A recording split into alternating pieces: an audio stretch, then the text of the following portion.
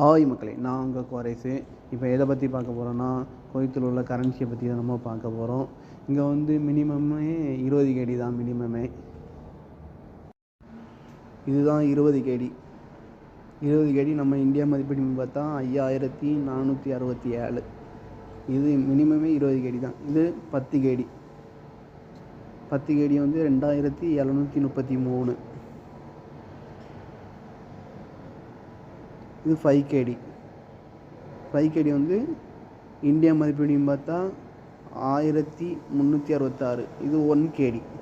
1 கேடி India மதிப்பீடையும் பார்த்தா 273.